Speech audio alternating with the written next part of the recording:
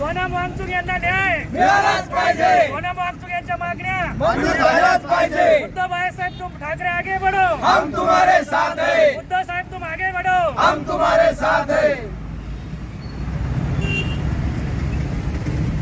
आज उद्धव बाळासाहेब ठाकरे शिवसेना पक्षाच्या वतीनं जाफराबाद तालुका शिवसेना पक्षाच्या वतीनं आज या ठिकाणी दिल्ली येथे सोनम वांगचुक हे जे उपोषणावर बसलेले आहेत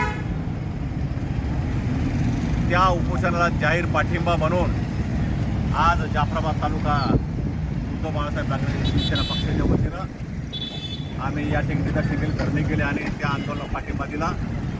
खरं तर या देशाच्या विद्यार्थ्यांचं भवितव्य हे धोक्यात आलेलं आहे। नीट सारखी परीक्षा ही लाखो पेपर फुटून लाखो विद्यार्थी हे त्यापासून बाधित झालेले आहेत आणि जर भविष्य जर विद्यार्थ्याचं असं जर विषय टाकले जात असेल तर याची कुठतरी कोणी जबाबदारी घेतली पाहिजे। आणि म्हणून केंद्र सरकारनं विशेषतः शिक्षण मंत्री धर्मेंद्र प्रधान यांनी या गोष्टीचा पेपर फुटीची जबाबदारी स्वीकारून नैतिक जबाबदारी स्वीकारून त्यांनी या ठिकाणी राजीनामा दिला पाहिजे। आणि त्यासाठी दिल्ली येथे जंतर मंतरवर अनेक दिवसावर उपोषण सुरू आहे। आज सोनम वांगचुक यांच्या उपोषणाचा काहीतरी 19वा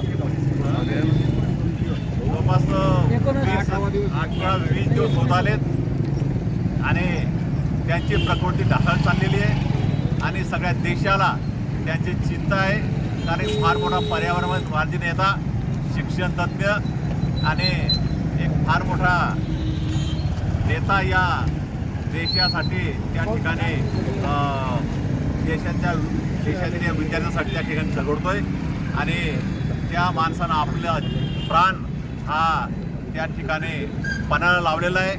परंतु अजूनही सरकारला काम फुटलेलं नाही आहे आणि म्हणून शिक्षण मंत्र्याने या ठिकाणी कुठल्याही परिस्थितीत तात्काळ राजीनामा दिला पाहिजे, याची नैतिक जबाबदारी स्वीकारली पाहिजे।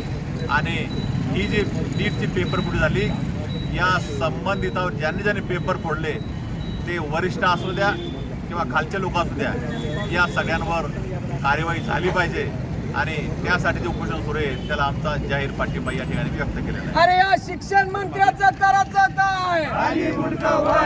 शिक्षण मंत्र्याचं करायचं काय?